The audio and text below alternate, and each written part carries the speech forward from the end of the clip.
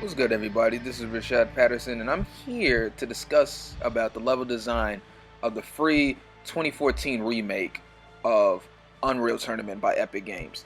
This game is technically no longer supported by Epic.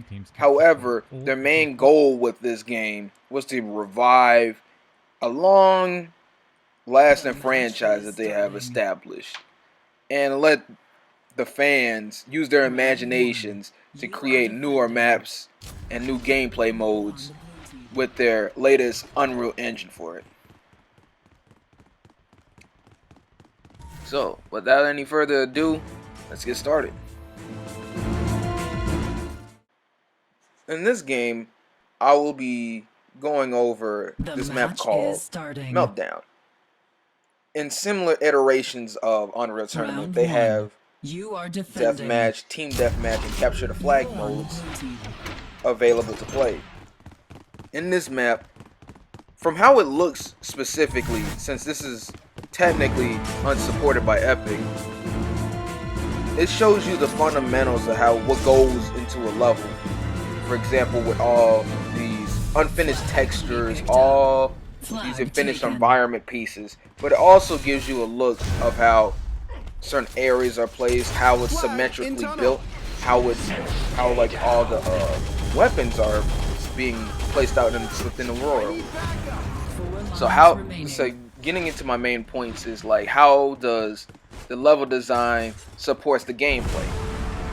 Well, when it comes to how this map is built, you have two posts, one for the enemy team and one for the player team.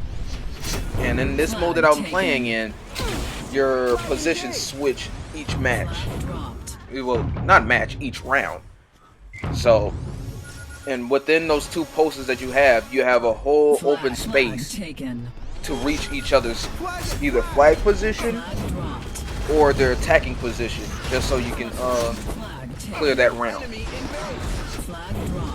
When it comes to like the design of the map, how is it symmetrical? It really isn't.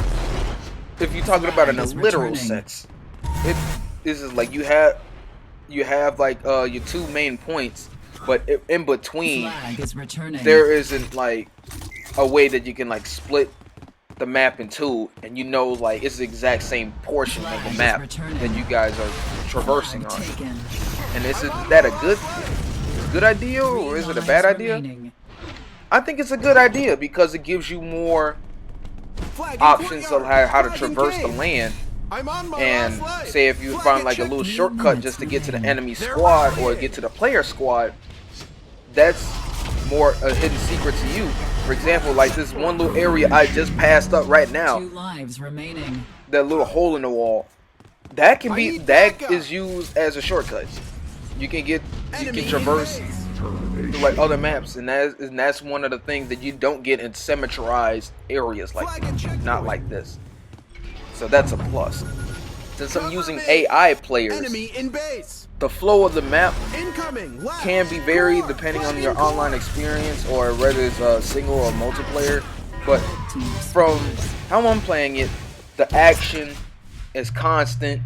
You're able to like recover as much as you possibly can. It's all a gun war once you're playing this game. There's no ifs, ands, or buts about it, and that's pretty cool. And since it harkens back to like their older roots, like around like Quake, Doom, you can even go further to like Wolfenstein or something around those lines. And with competitive shooters nowadays, like Call of Duty, Rainbow Six, even and newer titles like Rogue Squadron. Not Rogue Squadron, that's Star Wars. Rogue Company, there we go. There's always this like main goal that you always have. Well, with Unreal Tournament in particularly, and when it's come to its map designs, it's a free-for-all. It's intended for a free-for-all gathering. And that is why these maps work, in particularly to its playstyle, and it's not ashamed of it. When it comes to laying out power-ups and other weapons around the arena, there's plenty of them. Like as right now, I just picked up I'm thinking that's a link gun. That's one of the sniper rifles that they had on there. There's a vast amount of weapons to be chosen from and picked up around the map. So when it comes to weapons, this is like, it won't be hard to find any. Ammo, plenty of supply. It'll be dropped off mostly about like 65% around the map, so that's going to be easy for that.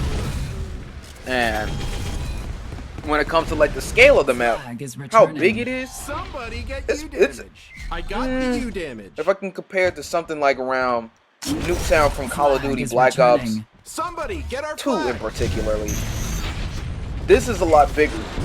This is a lot bigger than that. Obviously, because it's like you're in a little town in Nuketown, but in this, in Meltdown, this is a little bit more of a you can see it as a bigger environment. This takes place in like somewhere around a nuclear reactor.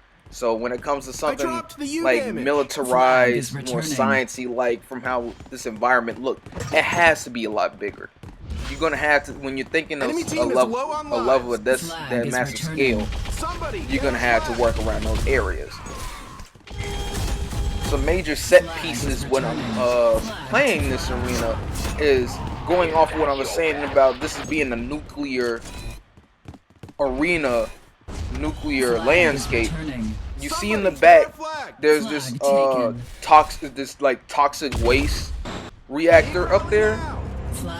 That is a key. That's one of the key points of showing like where are you at, and that kind of gives off, kind of like reveals what the title is of this map, Meltdown.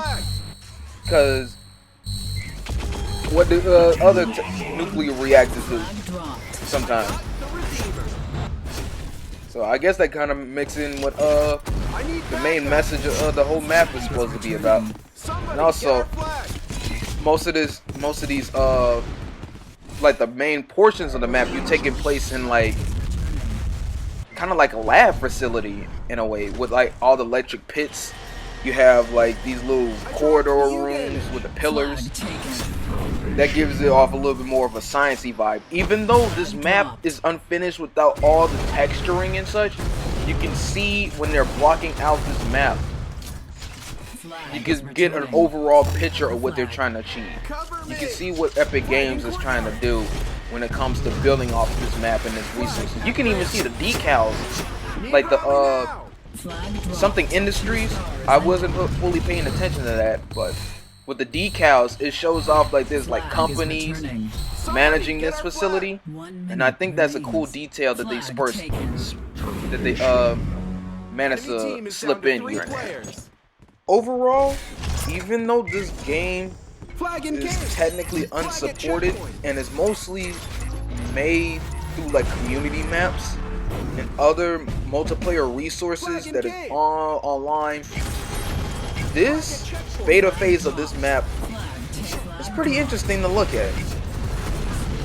And I really do wish that whenever Epic Games decides, when they release Unreal 5, I think they should give this franchise another shot. Especially when it comes to these maps, they're actually fun to play with. They're fun to play around, shoot people, they actually take on objectives. And especially in this modern landscape, where there's multiple first-person shooters coming out, with more like esports related content coming for it, and an esports focus to them, I think this game will fit right nice and snugly with that. And especially with this map at Meltdown, it's just like, it gives me a nice impression to say like, this game has potential. This game has potential.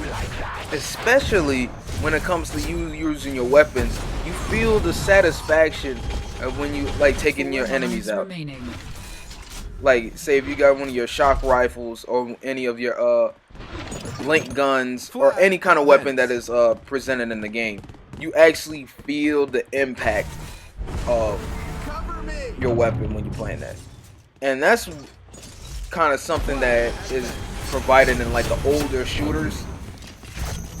that I don't see too much in these new shooters that are coming out, but it's real appreciated when it comes to this. Flag at sniper. That's all I have for today, and thank you for watching.